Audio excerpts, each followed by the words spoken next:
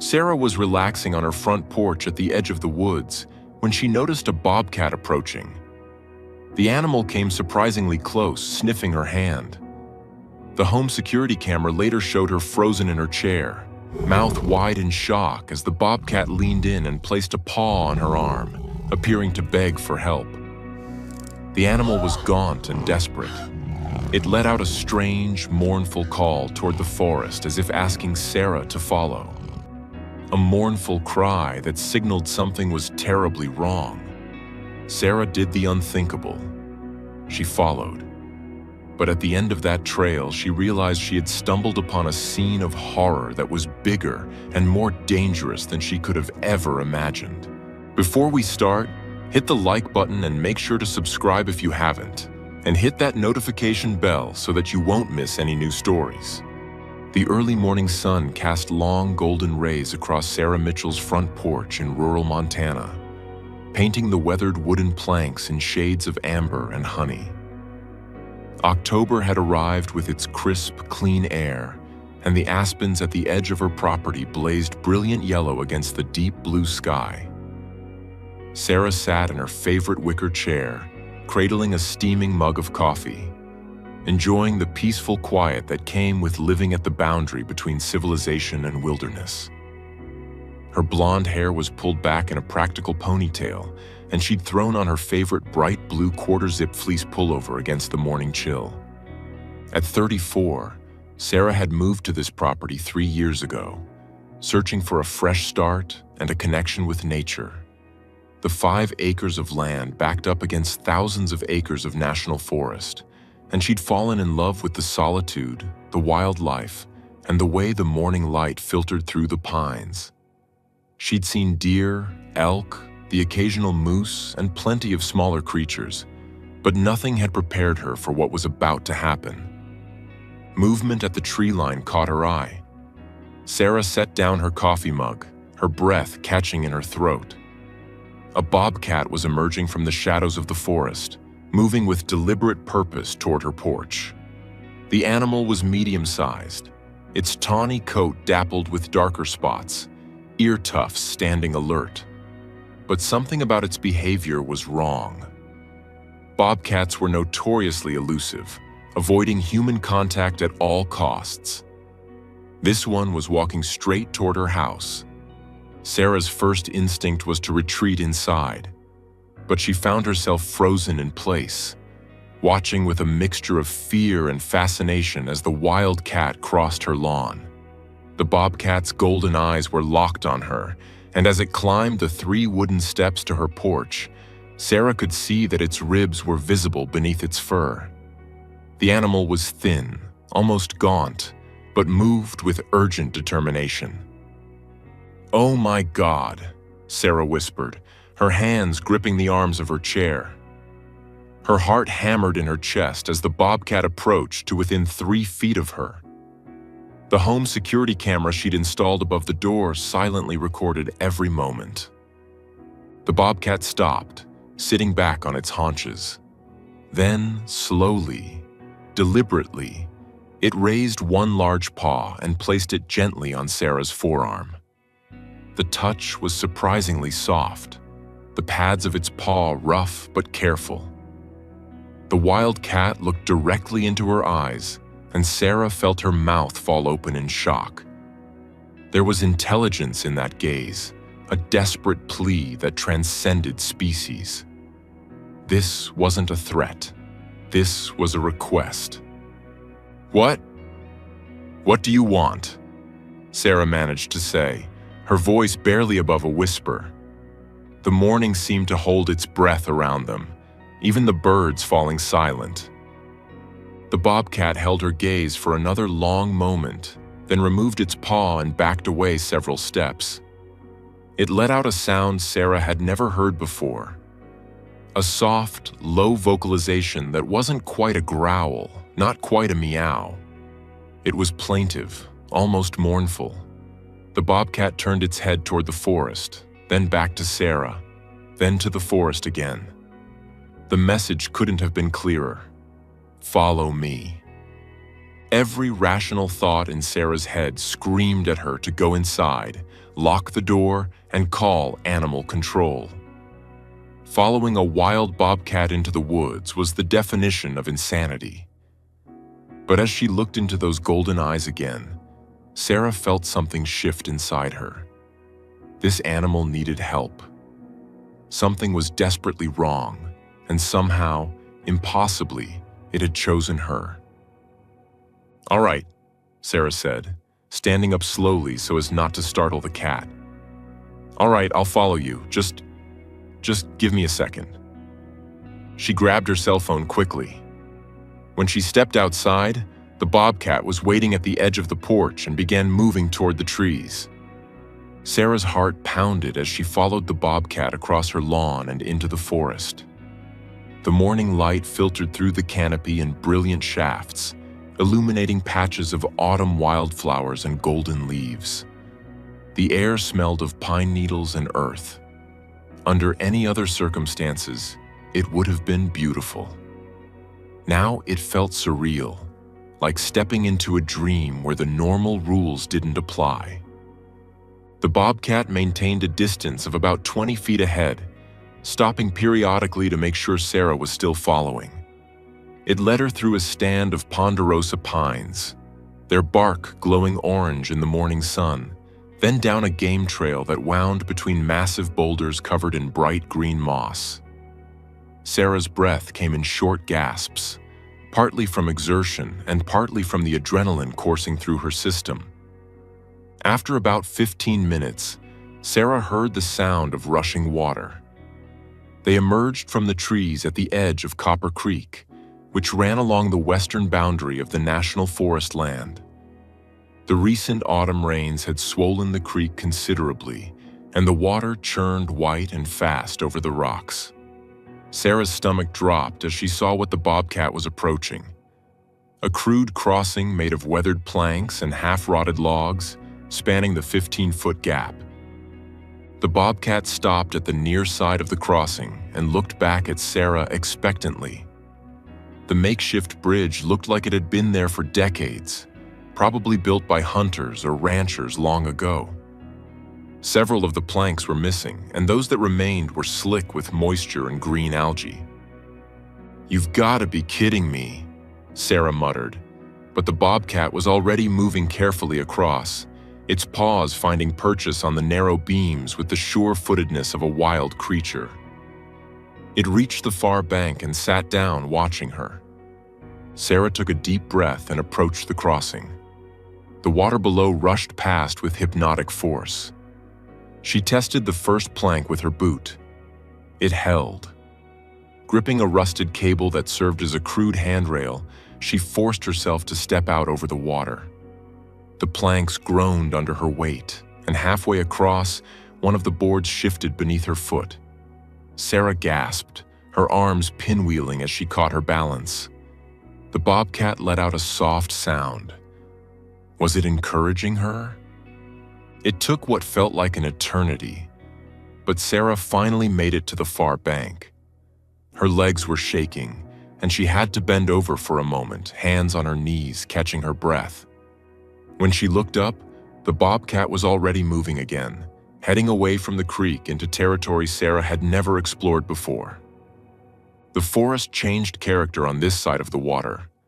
The trees grew thicker, older, and the undergrowth became tangled with wild raspberry brambles and fallen logs covered in shelf mushrooms. They crossed what must have once been pasture land. Old fence posts still stood in crooked rows, and the grass grew tall and wild where cattle had once grazed. Sarah could see the outline of what might have been roads or property boundaries, now reclaimed by nature. The bobcat led her deeper into this forgotten landscape. Sarah checked her phone. No signal. They were well beyond the range of the nearest cell tower. A flutter of unease passed through her, but she pushed it down. The cat moved with purpose, occasionally pausing to sniff the air or listen, always ensuring Sarah could keep up.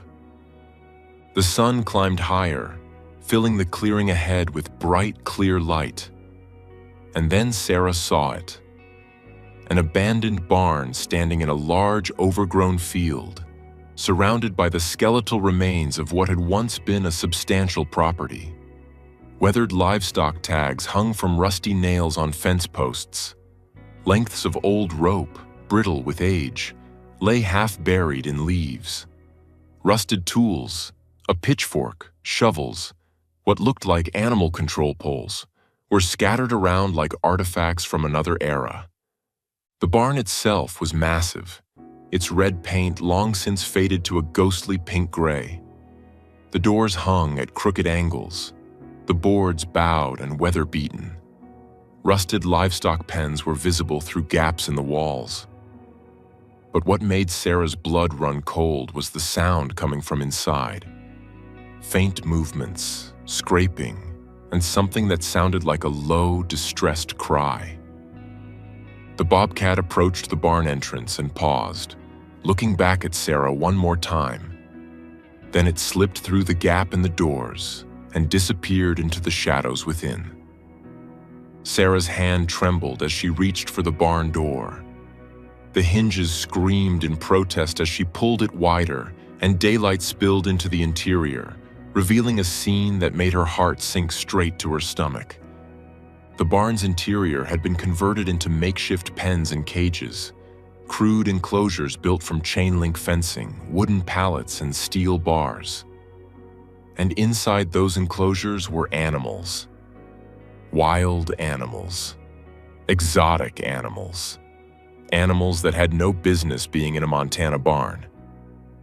In the first pen, 3 more bobcats huddled together, all showing signs of severe neglect. Their coats were dull and matted, their bodies thin. One had a visible wound on its flank that looked infected. In the next enclosure, Sarah saw something that made her gasp out loud. 2 African servals, their distinctive spotted coats and large ears unmistakable. The elegant wild cats paced nervously, their long legs carrying them in endless, anxious circles. Further back, in a cage that looked barely large enough to turn around in, a young lioness lay on her side, her breathing shallow and labored.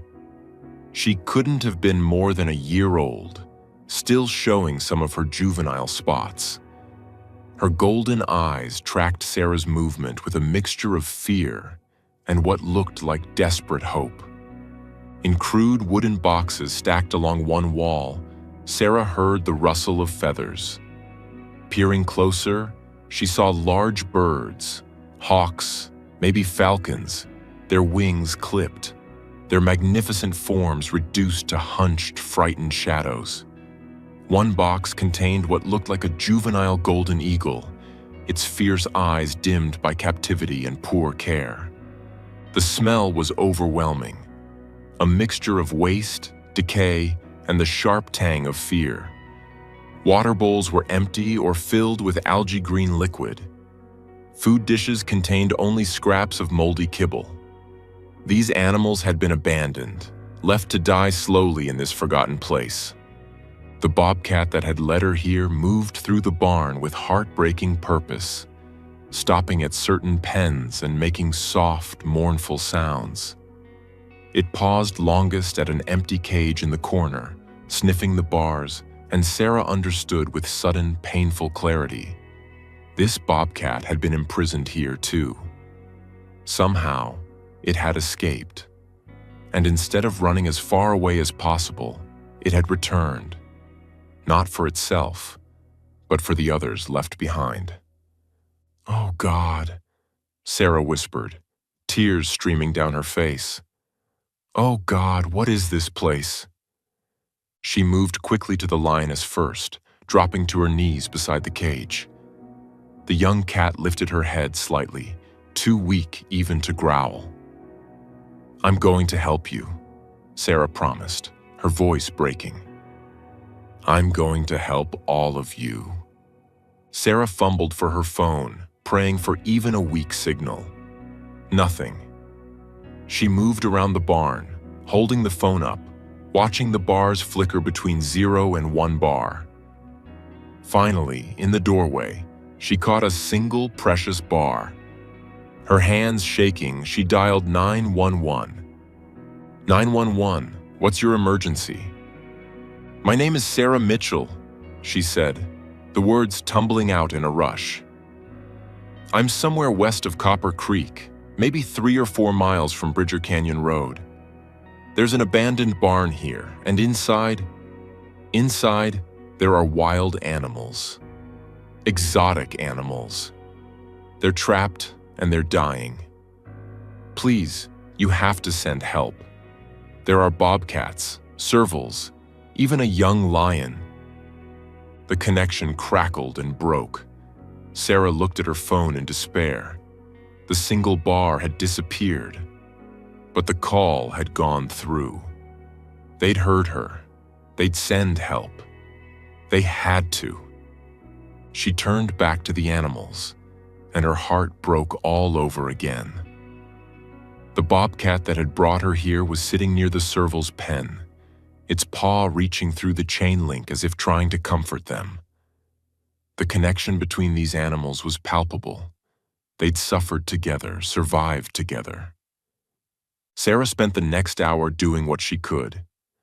She found a working spigot outside and filled every water bowl she could find, carrying bucket after bucket until her arms ached. The animals drank desperately, gratefully. She found some bags of old grain in a storage room and scattered handfuls near the cages, hoping it was better than nothing. As she worked, she explored the property, trying to piece together what had happened here. An old trailer sat behind the barn, its door hanging open. Inside, she found paperwork that made her stomach turn. Shipping manifests for exotic animals, correspondence with illegal wildlife dealers, even photos of what appeared to be canned hunting operations where people paid to shoot captive exotic animals in enclosed spaces. This hadn't been a legitimate sanctuary or research facility. This had been a criminal operation. Wildlife trafficking, illegal breeding, and worse. Someone had been making money off the suffering of these magnificent creatures. And when the operation had gone wrong or the operators had fled, they'd simply abandoned their inventory to die. The sound of engines approaching made Sarah's heart leap. She rushed outside to see a convoy of vehicles bumping across the overgrown field. County sheriff trucks, Montana Fish, Wildlife and Parks vehicles, and 2 animal rescue vans from a regional wildlife rehabilitation center. "Back here!" Sarah shouted, waving her arms. "They're in the barn." The next several hours passed in a blur of organized chaos. Sheriff's deputies secured the scene and began documenting everything for evidence. Wildlife officers assessed the animals, their faces grim as they cataloged the extent of the neglect. Veterinarians from the rescue center began the delicate process of sedating and transporting the most critical cases. Dr. Amanda Foster, the lead veterinarian, approached Sarah as she watched the young lioness being carefully loaded into a transport crate. "You saved these animals' lives," Dr. Foster said quietly. "Another day or two, and we would have been looking at multiple fatalities."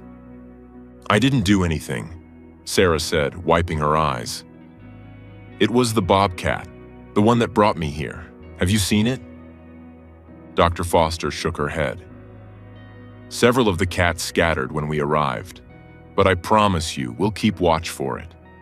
If it was held here and needs medical attention, we'll do everything we can." As the sun began to set, casting the old property in warm golden light, the last of the animals were loaded for transport. Sheriff Tom Bradshaw approached Sarah with a notebook. "I'm going to need a full statement, Ms. Mitchell, but I want you to know, what you did here today is remarkable. We've been looking for this operation for over a year. We knew there was illegal wildlife trafficking happening in this region, but we could never pin down a location." "What will happen to them?" Sarah asked, nodding toward the rescue vehicles. "The animals, I mean. The ones that can be treated and rehabilitated will go to accredited sanctuaries," Sheriff Bradshaw explained. The native species, the bobcats, the eagles, if they can survive, will work toward eventual release. The exotics, like the servals and the lion, they'll need permanent sanctuary placement. They can't be released here, obviously. And whoever did this? The sheriff's face hardened. We've got enough evidence in that trailer to build multiple federal cases. Wildlife trafficking, animal cruelty, operating without permits, possibly even money laundering. We'll find them, and they'll pay for what they did. As Sarah was finally driven back home in a wildlife officer's truck, there was no way she was crossing that makeshift bridge again in the dark. She looked back at the old barn one last time. In the shadow of the tree line, she thought she saw a familiar silhouette. A bobcat, sitting and watching as the rescue operation concluded. Then it turned and melted back into the forest, free and wild, its mission accomplished. The story of Sarah's experience spread like wildfire through Montana and beyond. Local news picked it up first, then regional outlets, and finally national media. Woman follows wild bobcat to rescue dozens of trafficked animals, read the headlines.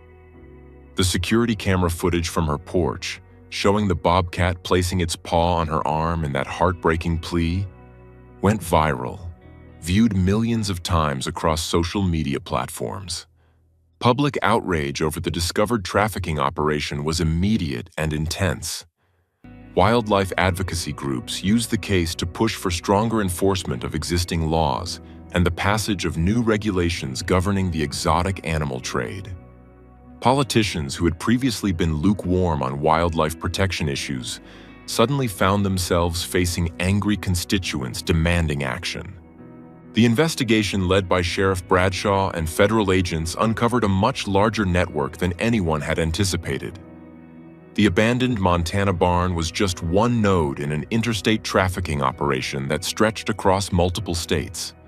Arrests were made in Colorado, Wyoming, Idaho, and Nevada. The scope of animal suffering revealed by the investigation shocked even seasoned law enforcement officials. For Sarah, the experience transformed her life in ways she never could have anticipated. She found herself thrust into a role as a wildlife advocate and spokesperson. She worked with the Montana Wildlife Federation to develop educational programs about responsible wildlife observation and the dangers of the exotic pet trade.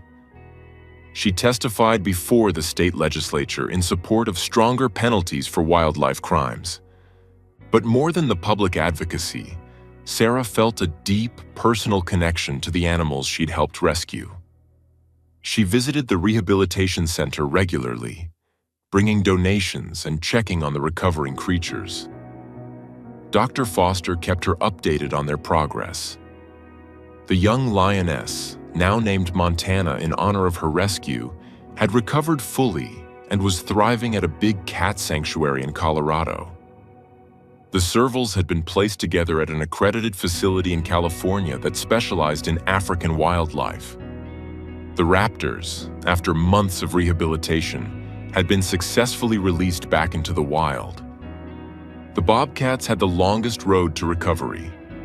The one with the infected wound required surgery, but under Dr. Foster's care, it healed. The other three recovered their strength slowly, learning to trust again after their trauma. And then one afternoon in late spring, almost 8 months after the rescue, Sarah got a call from Dr. Foster. "Sarah, can you come to the center? There's something I want to show you." When Sarah arrived, Dr. Foster led her to a large outdoor enclosure at the back of the facility.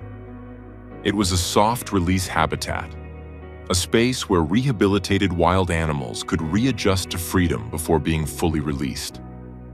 Inside, 4 healthy, magnificent bobcats lounged in the afternoon sun. "They're ready," Dr. Foster said with a smile. "All 4 of them, and we thought you might want to be there when we release them." The release was scheduled for early the next morning, in a carefully chosen location in the national forest not far from Sarah's property. Sarah arrived at dawn to find a small group assembled. Dr. Foster and her team, representatives from fish, wildlife, and parks, and a few reporters covering the positive conclusion to the rescue story. The 4 transport crates were carried into a small clearing. On Dr. Foster's signal, the doors were opened simultaneously. For a long moment, nothing happened. Then, one by one, the bobcats emerged. They sniffed the air, their ears swiveling to catch the sounds of the forest. Their coats gleamed with health, their bodies filled out and strong. 3 of them took off immediately, bounding into the underbrush with the joy of animals reclaiming their birthright. But the 4th, the one Sarah thought might be her original visitor, though she couldn't be certain, paused at the edge of the clearing. It turned back and looked directly at Sarah. In that moment, Sarah felt the same strange, powerful connection she'd experienced on her porch so many months ago. The bobcat held her gaze, and Sarah could swear she saw recognition there, and something that might have been gratitude. Then it turned and disappeared into the forest, free at last. Tears rolled down Sarah's cheeks as she watched the space where it had vanished. Dr. Foster put a gentle hand on her shoulder. "You gave them their lives back," she said quietly. "All of them." In the months and years that followed, Sarah often hiked the trails near her home, always hoping for a glimpse of her bobcat. Sometimes, in the early morning light, she'd see tracks in the soft earth near her porch, or catch a flash of tawny fur in the shadows at the edge of her property. She liked to think it was checking on her, the way she'd checked on all the rescued animals. The experience had changed Sarah in profound ways. She'd learned that compassion could bridge even the wildest divides, that trust could exist between species, and that sometimes the most important thing we can do is simply listen, even when the one asking for help can't speak our language. She'd also learned that she was braver than she'd ever imagined. Following that bobcat into the unknown had required a leap of faith that might have seemed impossible before. But she'd taken that leap, and in doing so, had saved lives and helped dismantle a cruel criminal enterprise.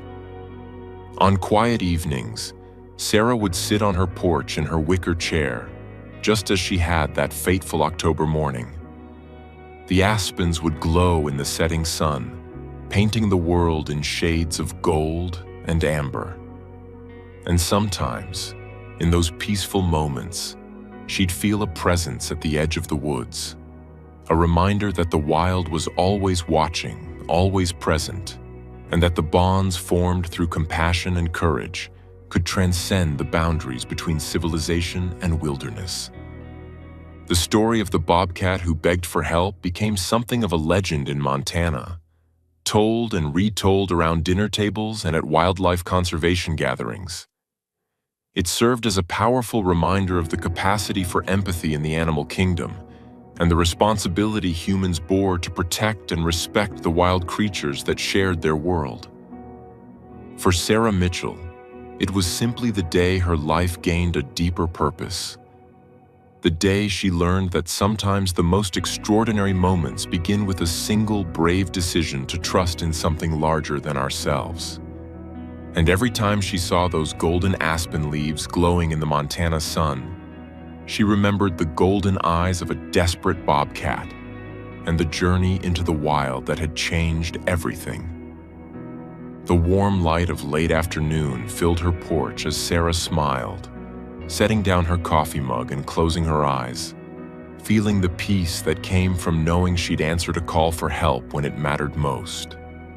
And somewhere in the vast forest beyond her property line, a bobcat moved through dappled sunlight, free and wild, carrying with it the knowledge that sometimes, against all odds, humans and wild animals could understand each other perfectly.